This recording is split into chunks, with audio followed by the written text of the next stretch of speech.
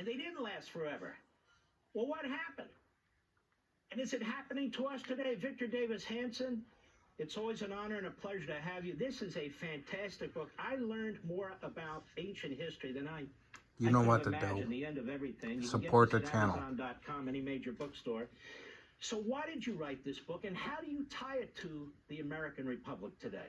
Well, you know, usually wars end, Mark, with a surrender or a humiliation or defeat, but every once in a while they end not just in slaughter, but the complete erasure of civilization, language, religion. And I was interested, when did this happen, these rare occurrences, could they happen again? And there was kind of a paradigm that the targeted people are very naive. They don't realize that they're not as preeminent as they thought they were.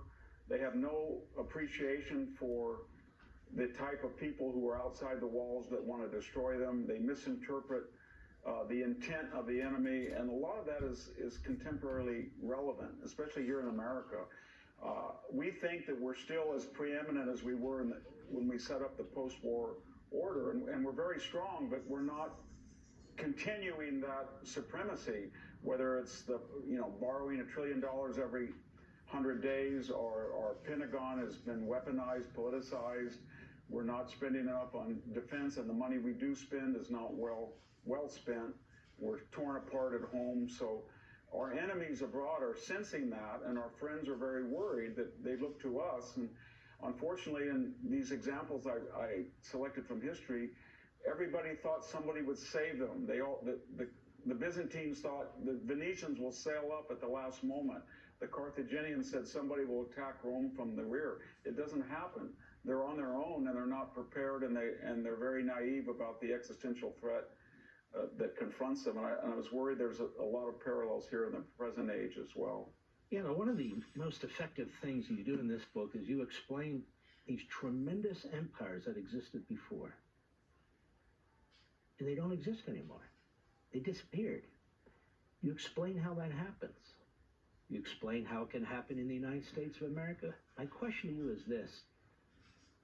You write about these things. You have a fantastic column. You come on TV. These things are swirling around your mind all the time. It must be enormously, enormously frustrating, as it is to me, to watch what is taking place in the United States today with this knowledge of these empires, with this knowledge of ancient history and modern history, and saying, stop. Do you understand what you're doing to yourselves? Does this administration understand what it's doing to our country? Does that run through your mind? It does. And unfortunately, it's sort of tragic because, Mark, all of these weaknesses and challenges were apparent, but they were neglected or they were ignored until the 11th hour, and then people woke up and said, wow, there's Alexander the Great outside our walls, or wow, Hernan Cortez wants to destroy us, and it's too late. And when I was writing the epilogue, and especially since the book was written, when I look at our elite universities, Mark, I mean, they're medieval. These students are arrogant. They're not well trained. They don't know the basics of analysis, language, composition, computation, and yet they're very arrogant, and they're descending into a medieval anti-Semitism that we thought disappeared from the modern West, but it's back in a way that we haven't seen in a century, maybe even further, and nobody's saying anything about it. And there's one good thing about the clarity. We don't have enemies outside the walls yet, but we've dispelled a lot of myths the last month, Mark. One of them is being pro-Palestinian is equivalent to being pro-Hamas. They used to say there's no difference. And everybody said if you were anti-Israel, that didn't mean you're anti-Semitic. There's no difference. We know that now. They hate Jews. They hate Israel. It's the same. Everybody said the Democratic base is left-wing and there's a moderate. No, there's one Democratic Party. It's been taken over by the left. Everybody said Stanford, Princeton, Harvard, Yale, there are preeminent elite institutions.